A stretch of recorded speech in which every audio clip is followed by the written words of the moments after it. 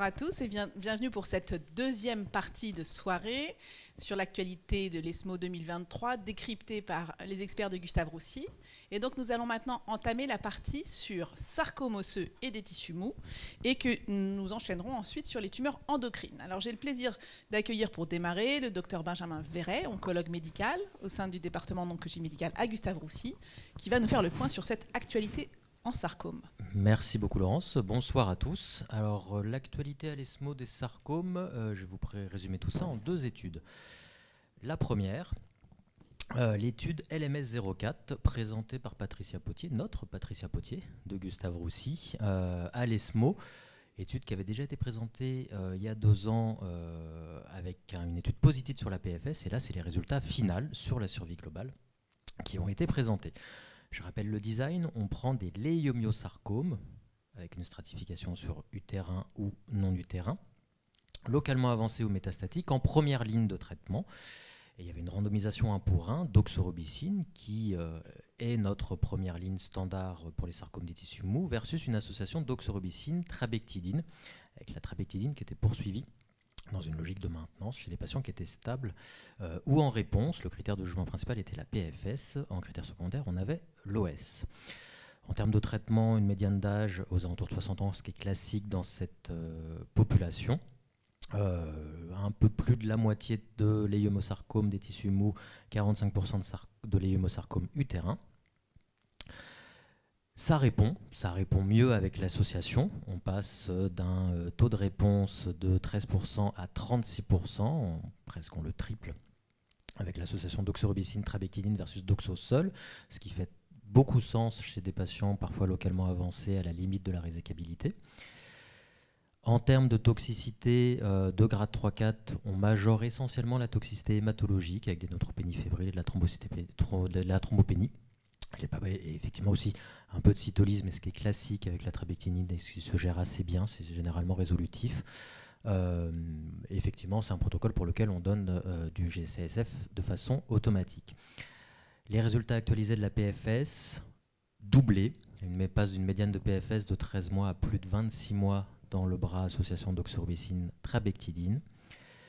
Et pour la survie globale, l'étude est également positive. On gagne près d'1 an de médiane de survie globale, avec une médiane de survie globale qui passe de plus de 23 mois à 33 mois dans le bras d'oxorubicine plus trabectidine. C'est à remettre en perspective avec la littérature, peut-être même un peu déprimante, de l'ensemble des essais de phase 3 de première ligne négative dans les sarcomes des tissus mous, et c'est finalement le premier essai de phase 3 positif en première ligne qui détrône la doxorubicine comme standard de première ligne, et maintenant dans les léiomyosarcomes, le standard est plutôt l'association d'oxorubicine trabectidine. Deuxième étude, cette fois-ci on est sur les MDMD inhibiteurs. Vous avez présenté il y a quelque temps des résultats de l'ESMO avec une molécule de Boehringer. Ici c'est une molécule de Rain Therapeutics.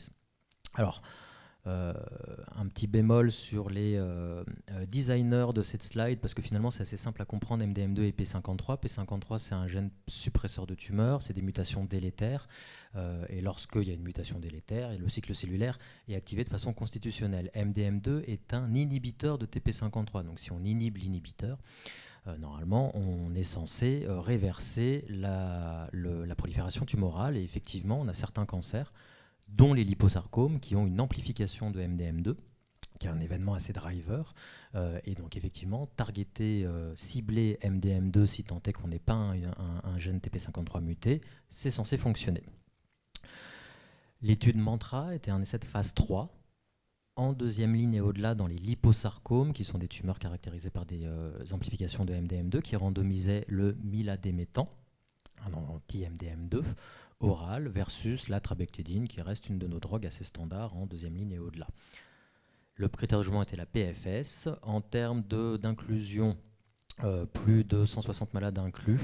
La grande majorité était en deuxième ou troisième ligne dans 75% des cas, et on avait 24% de patients un peu plus pré-traités. Et évidemment, essentiellement des patients en bon état général.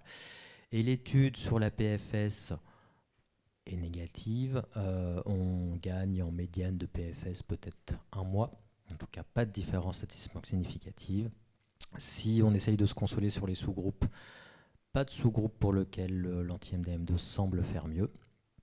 Et si on regarde sur le taux de réponse, alors l'anti-MDM2 n'est pas totalement un placebo, hein. Il y a des réponses sous anti-MDM2, effectivement, c'est une drogue qui peut être efficace, mais pas de différence majeure par rapport à la trabectidine. Et en termes de profil de toxicité, des nausées au premier plan, avec 62% de nausées, une tox hématologique également aussi, près de 40% de thrombopénine grade 3, un quart de neutropénine grade 3, donc une toxicité hématologique et digestive au premier plan. Merci beaucoup pour cette actualité riche. Donc bravo à Patricia Potier pour cette étude académique positive. Donc on a un changement de standard sur les IO et pas de changement pour le reste. Liposarcome. Alors on a d'autres anti-MDM2 en cours de développement. On a une phase 3 actuellement en première ligne qui compare l'anti-MDM2 de Boehringer à la doxorubicine, dont on attend les résultats qui devraient arriver probablement peut-être à l'ASCO de cette année ou à l'ESMO, de l'année prochaine ou à l'ESMO. En tout cas, en deuxième ligne, la molécule de Rain Therapeutics n'ira pas plus loin. D'accord, et c'est des molécules qui sont développées préventionnellement en monothérapie, en association? Essentiellement en monothérapie. Il y a des phases 1 en cours avec l'immunothérapie, avec un rationnel somme toute assez faible pour l'instant. Il y a un profil de toxicité qui est loin d'être anodin. On est sur des drogues qui donnent autant, voire plus de nausées que la doxorubicine. Des toxicités hématologiques sont parfois un peu prolongées. Donc les associations avec anti-MDM2 auront probablement pas beaucoup d'avenir. Super, merci beaucoup Benjamin. Et donc on va enchaîner avec les tumeurs endocrines et tumeurs neuroendocrines. On a le plaisir d'accueillir le docteur Livia Lamartina, oncologue médical. Et là de nouveau, une très belle actualité, important ESMO, très belle présentation issue de Gustave Roussy. Donc on vous écoute. Merci beaucoup, bonsoir. Et donc, en fait, on a 3 études de phase 3 qui ont été discutées à l'ESMO, et notamment l'étude Libretto 531 qui était discutée en plénière. C'est une étude de phase 3 randomisée qui a randomisé 291 patients, dont la France était le premier recruteur grâce à l'apport du réseau INCA Toutiref. Qui s'associe en fait à une publication sur le New England, donc un bel succès, une belle présentation par le docteur Adou. Et donc les patients étaient des patients atteints de cancer médulaire de la thyroïde, métastatique en progression et avec une mutation de RET, qui étaient randomisés 2-1 entre le selpercatinib et le standard courant, donc le vandetanib ou le cabozantinib, avec une possibilité de crossover à progression. Et donc le endpoint primaire était la PFS selon RECIST 1.1 avec une relecture centralisée. Vous pouvez observer, il y a un clair gain en termes de PFS dans l'étude dans le bras selpercatinib par rapport au bras contrôle vandetanib ou cabozantinib. Pareillement, en termes de taux de réponse objective, on voit qu'avec le selpercatinib, on a un taux de réponse objectif de 69% par rapport à un taux de 38,8% avec cabozantinib ou vandetanib, avec des réponses qui sont durables au fil du temps. Les données pour ce qui concerne la survie globale ne sont pas encore mûres. Il y a un petit signal, mais c'est encore trop tôt pour juger à ce niveau-là. Pour ce qui concerne le profil de safety chez ces patients, en fait, on a un profil de safety qui semble plus favorable, avec un taux de toxicité grade 3 ou supérieur qui était environ 53% versus 73%. Donc, avec des toxicités qui reprend celles connues avec ces molécules. Et donc, on peut en conclure que le selpercatinib va très probablement devenir la première ligne de traitement chez les patients atteints de cancer médulaire de la thyroïde avec mutation de RET, et que les inhibiteurs anti-angiogéniques multikinases vont passer en deuxième position dans ce schéma, par exemple, des recommandations des ESMO. La deuxième étude dont je voulais vous parler, c'est l'étude Cabinet, c'est une autre phase 3 qui teste le cabozantinib versus le placebo dans des tumeurs neuroendocrines pancréatiques ou extra-pancréatiques. En fait, les patients étaient randomisés 2-1 entre cabozantinib et placebo. Ici aussi, on a la possibilité d'un crossover à progression. Les deux populations, donc en 197 patients randomisés Cabo placebo pour les tumeurs extrapancréatiques qui comprenaient des tumeurs gastro-intestinaux et pulmonaires, ainsi que environ 100 patients avec tumeurs neuroendocrines pancréatiques. Ces patients, ils étaient tous pré-traités et, comme on peut voir, assez lourdement pré-traités, au moins 2 voire 3 lignes de traitement médian avant d'être inclus dans cette étude. Et l'étude est positive, était arrêtée précocement parce que, en termes de survie libre de progression, on observe un gain. Donc, par rapport au placebo, 8 mois versus 3 mois pour les tumeurs extrapancréatiques et 11 mois versus 3 mois pour les tumeurs pancréatiques, avec un taux de réponse objective assez faible, 4%, et un petit peu plus importante, 18% chez les tumeurs pancréatiques comme c'est attendu. Et pas vraiment de gain en termes de survie globale, avec un profil toxicité qui est encore une fois attendu par rapport à cette molécule. Donc on retrouve l'hypertension, la fatigue, la diarrhée, ainsi que le syndrome main-pied, un taux non négligeable d'événements thromboemboliques et un taux non négligeable d'événements grade 5.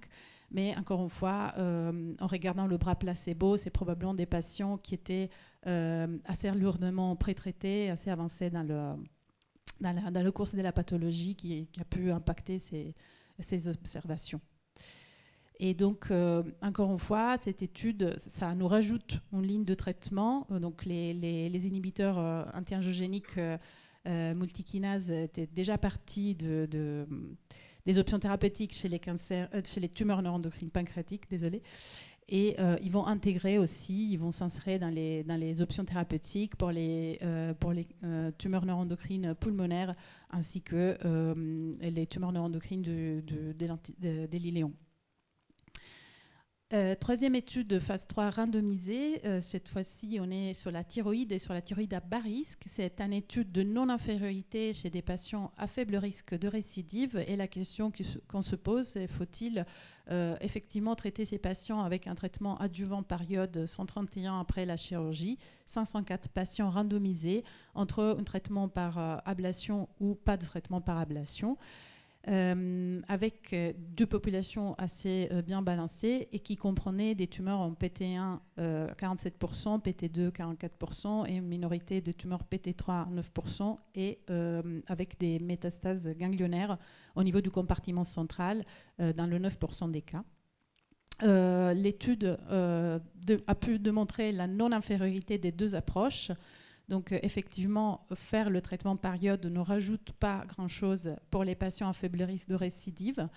Et, il n'y avait pas de différence en termes d'effets secondaires, ni en termes de qualité de vie en comparant les deux populations.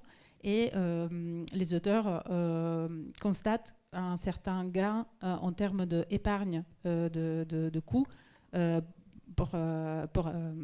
chez les patients en utilisant la stratégie donc de simple surveillance par rapport au fait de faire ce traitement. Ça confirme en fait des résultats de Gustave Roussy et encore une fois du réseau Endocrine Tutti-Ref, qui sont les résultats d'Estimable 2. C'est quand même intéressant parce que l'étude ION a étudié une population qui prenait des patients qui étaient plus représentatifs de tout le spectre des patients à bas risque de cancer thyroïdien. Et c'est quelque chose qui impacte quand même des gros nombres de patients. Donc il peut y avoir vraiment un vrai impact dans la pratique courante et dans les coûts sanitaires pour éviter ces traitements avec une gestion de déchets radioactifs, etc. Donc c'est assez important comme résultat.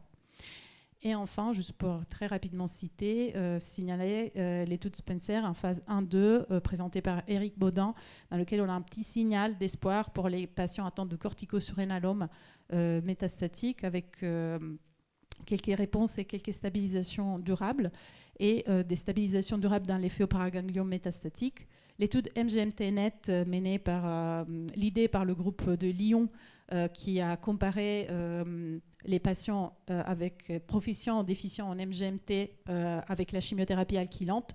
Et enfin, le réseau endocrine Comet pour les cancers encore une fois pour les cancers de la cortico-surrénale, pour lequel on a démontré en fait un impact de l'action de réseau, de la prise en charge dans le contexte de réseau pour les cortico-surrénalomes en stade 1 à 2, probablement pour un effet de la chirurgie de qualité.